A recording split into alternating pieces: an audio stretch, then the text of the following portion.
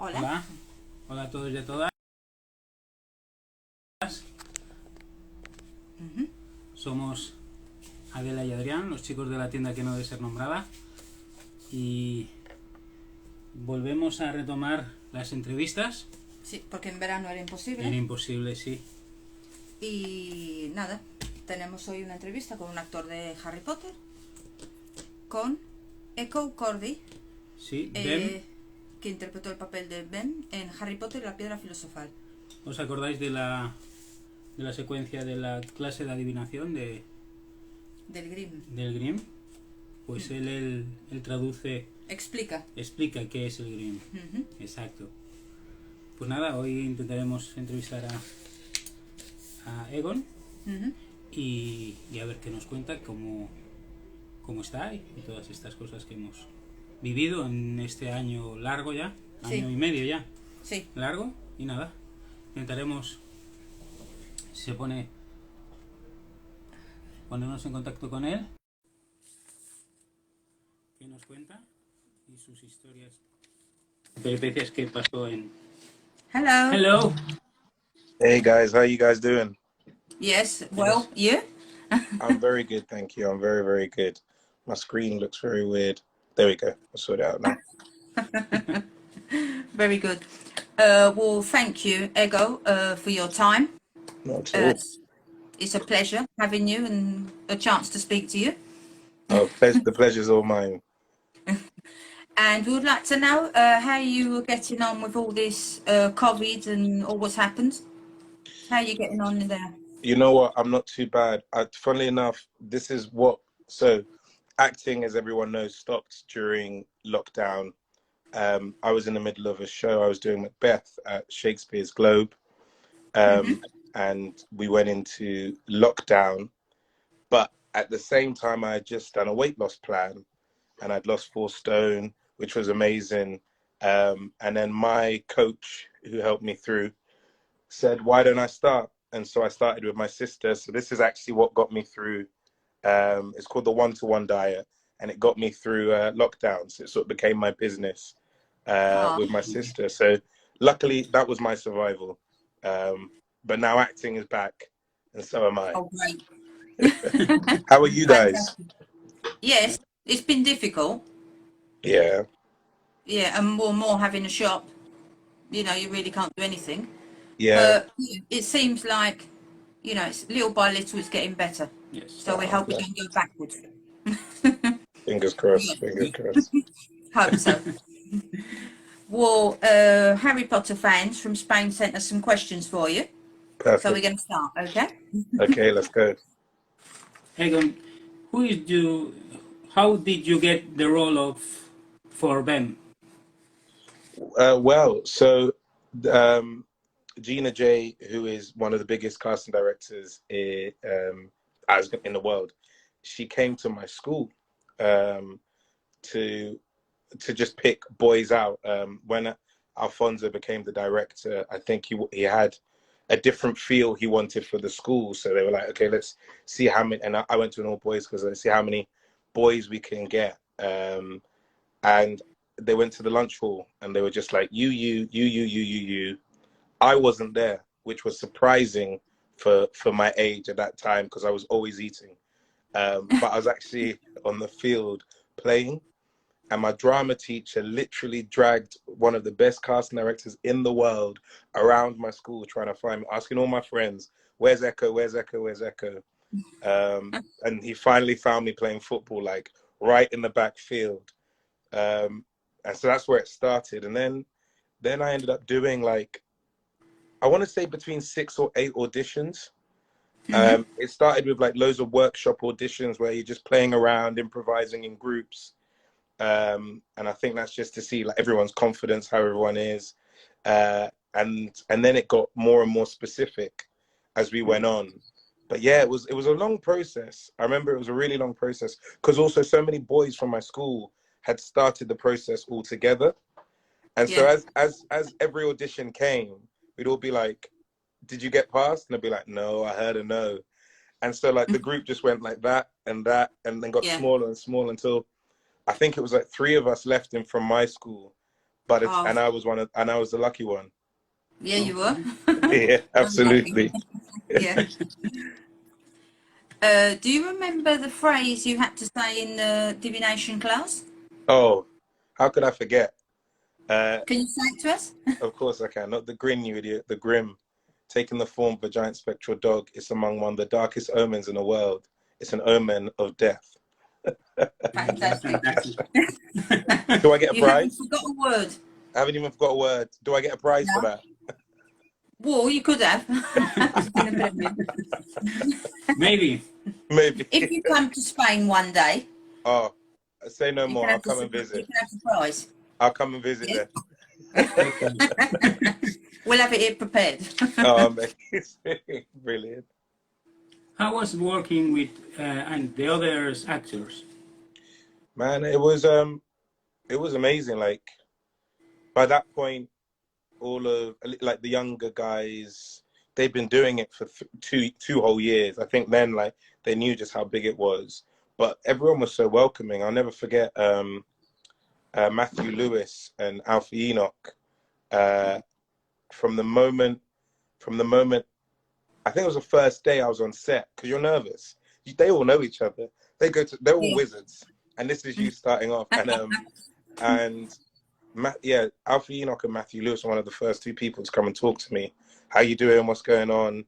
And then from there, like, yeah, everyone spending time with Rupert Grimp, making I think we made like mini golf courses, and because we were all in school as well, so you have to be learning. So other than I think some of the older ones and the like the main three, we're kind of all in classes together doing our homework for school.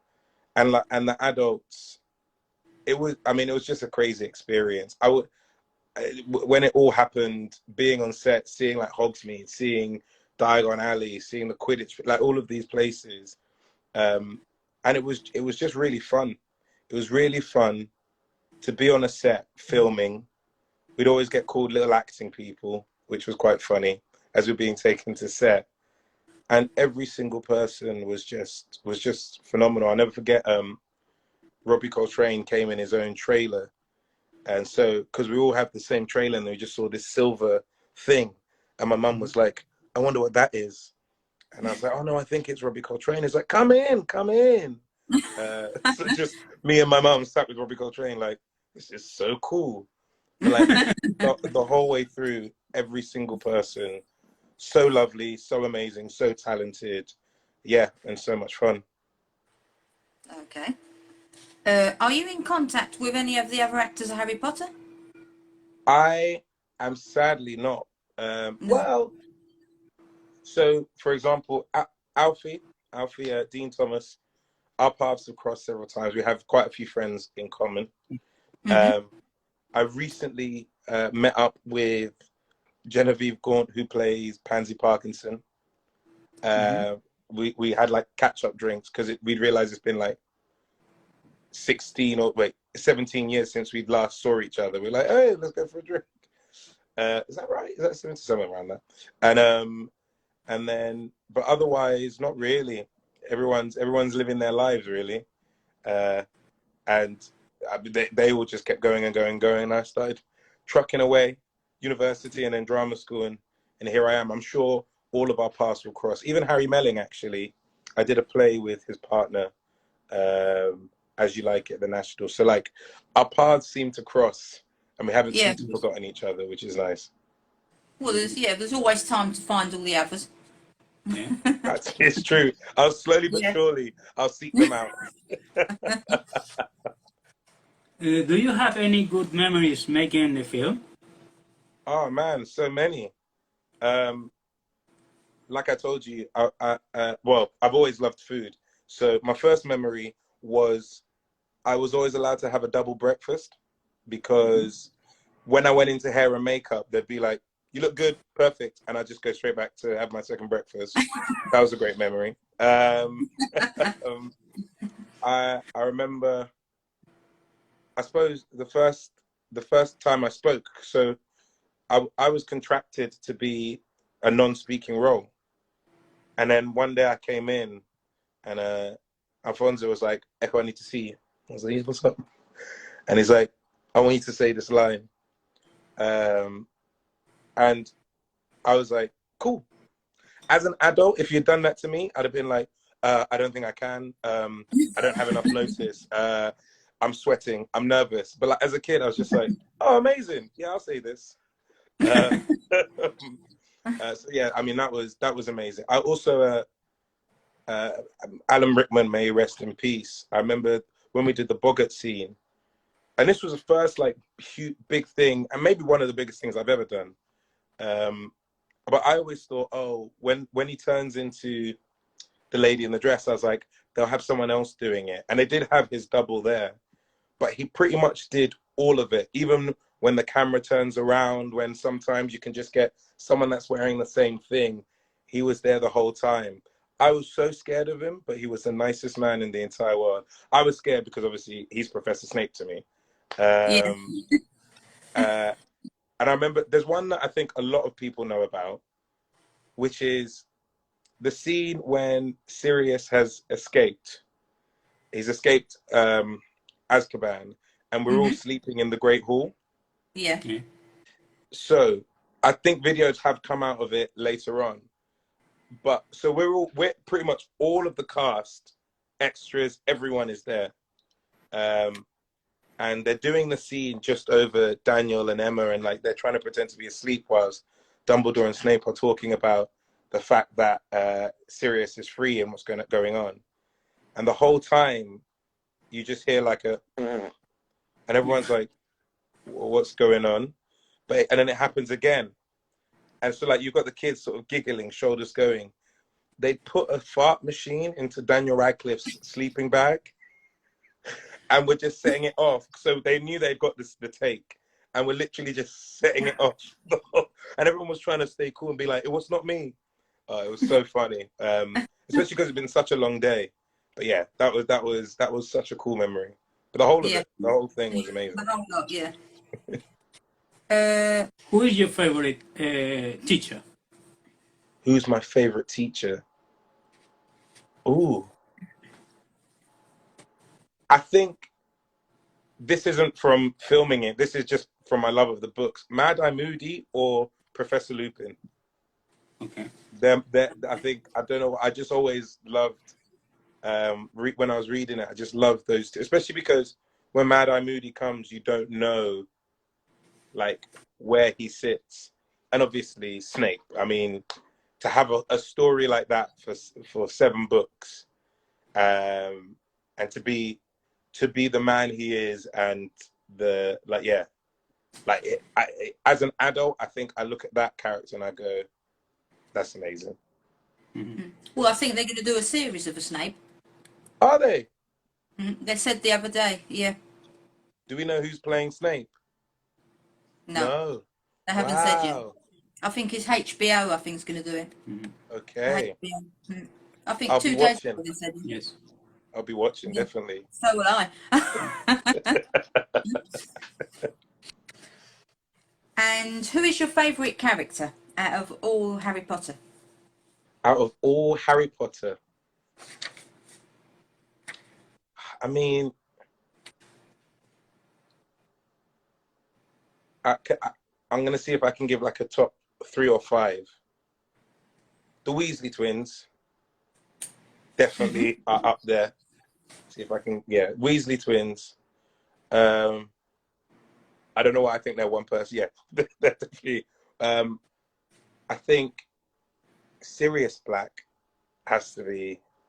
is definitely up there. Lupin, Snape. This is so difficult. I'm gonna go with Sirius Black. I'm sticking with Sirius Black. Yeah, Gary Oldman, Sirius Black. I think. Okay.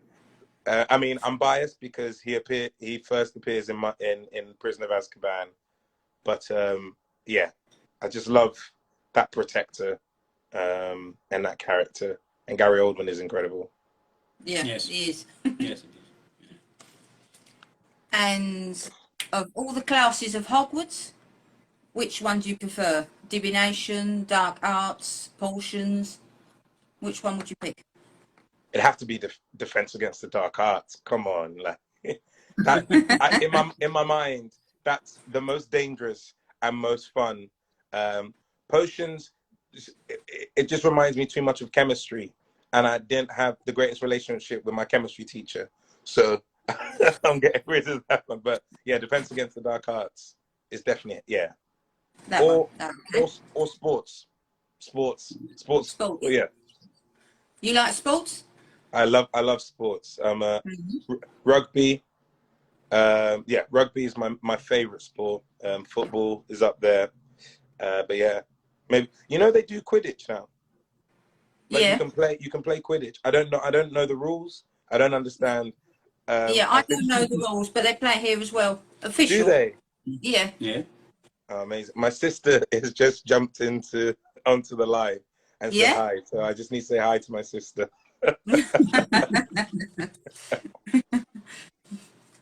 Ben is a Gryffindor. And this one, you is? I think I'm a Gryffindor. I know everyone says that. I think I would be a Gryffindor. I think I'm brave. I think brave to a fault, because I think that's what a Lionheart is. They kind of don't think. It's like action before anything else. But I might have some Hufflepuff in me somewhere. Might be juggling both. Okay. Well, I'm Gryffindor. Are you a Gryffindor? Yeah. Great minds. Slytherin. You're a Slytherin. Yeah. Oh, I love it. I love it. There had to be something bad about it all. There must be so much tension. Well, no. You're working. Oh, No. you work well together then. Yeah. Are you a Harry Potter fan? Oh yeah, fully. It's so funny that my sister just keeps talking, because we used to get one book every time it came out. I don't know when I think later on we stopped doing that, like maybe the 6th book, but we'd get one book and she could read like lightning. So she would literally finish it sometimes 1-2 days, and I'd be a page maybe every hour. And she'd be like, well, you don't, let me tell you how this book ends. I'd be like, please don't. I'm going to be so long. But yeah. And you're trying to go faster. Yeah, I'm just checking the back. But yeah, like it's when the books came out, we just read them religiously. We just loved them. And yeah, we would sometimes share one between Mum, myself, and my sister. Sometimes Mum would have one and my sister and myself would share. But yeah, I've always been a fan of the books. They're just brilliant stories for the imagination. Yeah. You've read all the books? Yeah. And have you seen all the films? I have seen all the films. I have not seen, I'm sorry to all the fandom, Fantastic Beasts, sir.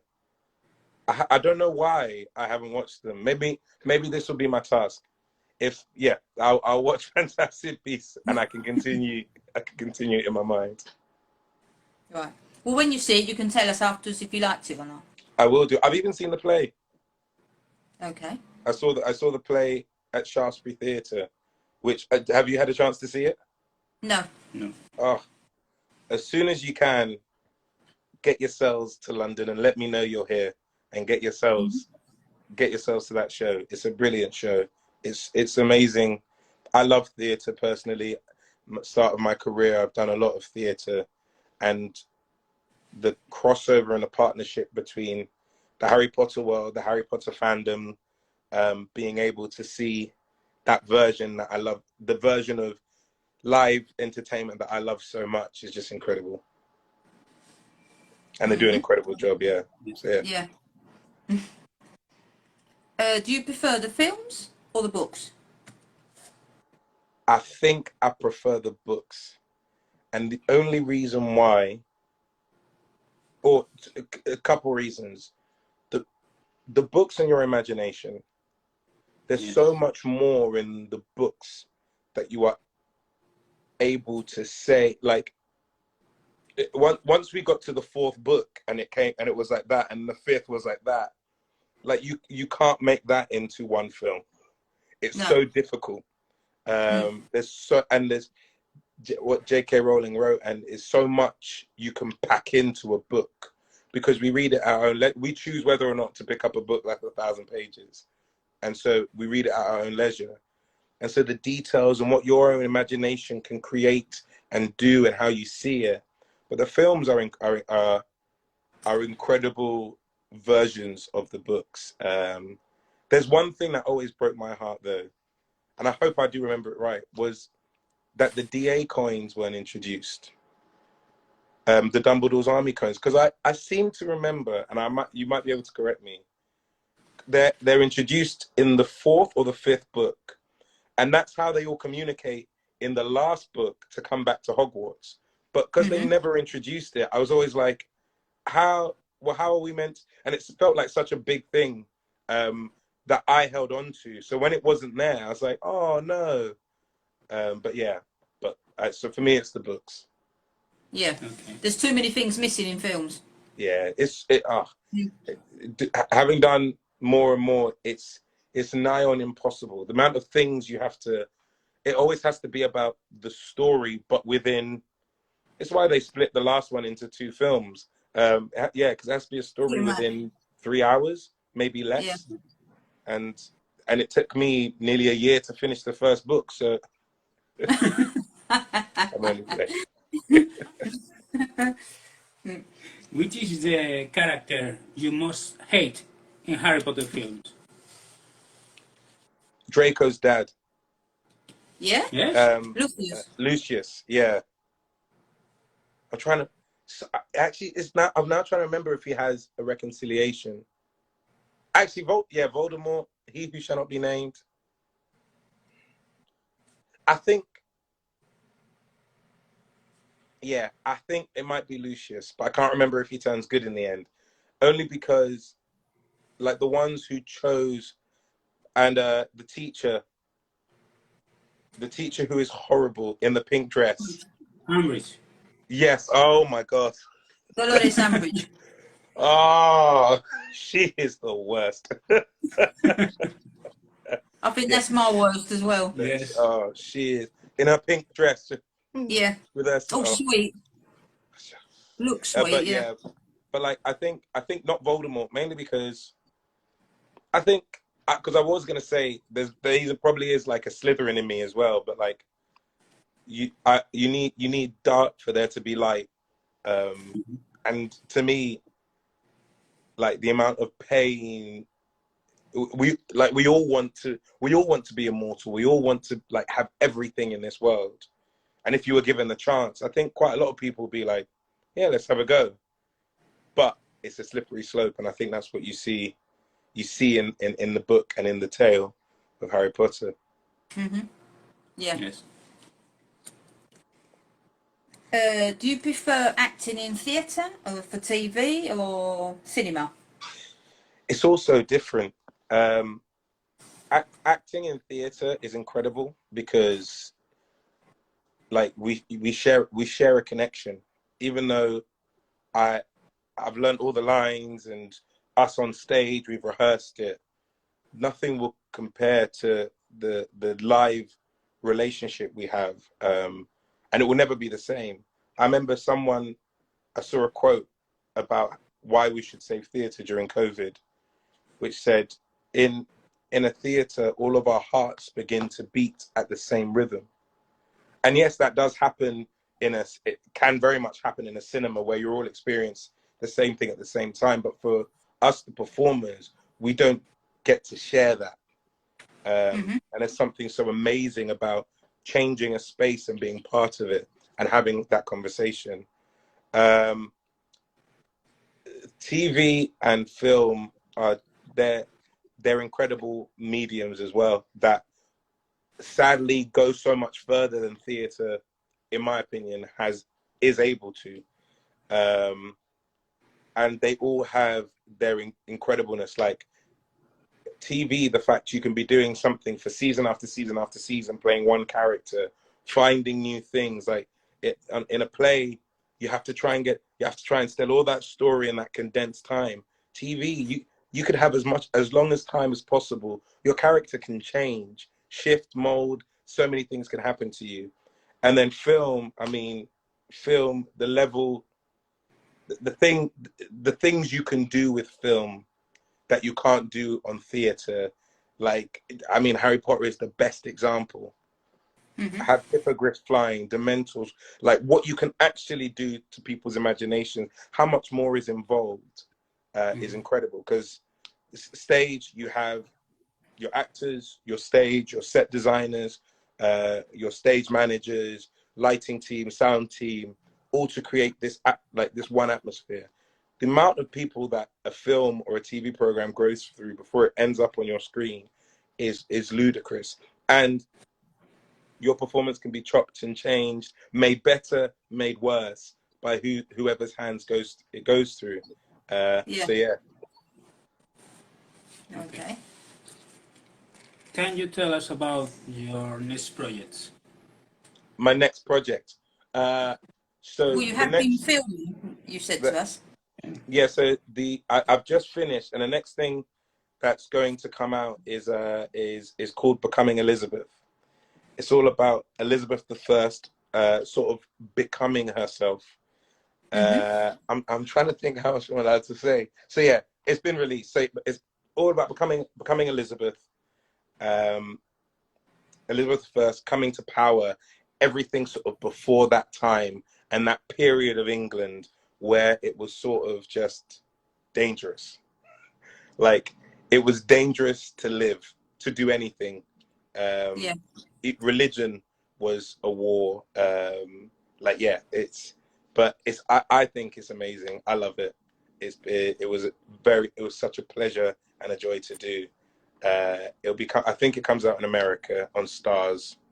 But yeah, that was the project I've just finished.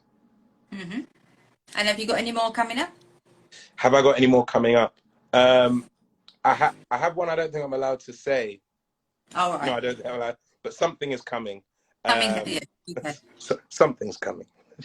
Something wicked this way comes. Okay. We'll be taking an eye out about that, yeah. Perfect. Have you ever been to Spain? I have. Have I been to? Yes, I have been to Spain. My friend has a house, I think, near Mallorca. But I've only been once. Which is not good enough. Do you speak Spanish? You know what? Funnily enough, I do not speak Spanish, but in Becoming Elizabeth, I thought you were going to say yes. I wish, but in Becoming Elizabeth, my character is Spanish. He's a Spanish mercenary. Yeah. All right. So, but because in England, everyone would have been speaking Spanish at that time. So they didn't ever make me speak Spanish because they were like, often, I mean, it might be a very English thing, but often when someone speaks a different dialect, it's more often than not like for them to show who they are or to be there like in private. But if everyone understands what you're saying, there's no way you can get those lines in because it'll just be like me speaking in, it's like insulting you, but in English, and you going, I know what you're saying, by the way. So yeah. Well, that's all the questions. We hope anytime you come to Spain, come and visit us to La Coruña. La Coruña, okay. I'll have to definitely. And you can see our Harry Potter shop, and we'll give you your prize. Oh, Yes. Well, you know what? I'm gonna start booking flights. Okay. You're welcome. Thank you for your time.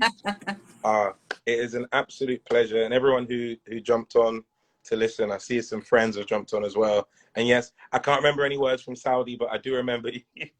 But yeah, thank you so much for asking me to do this, and giving me some time.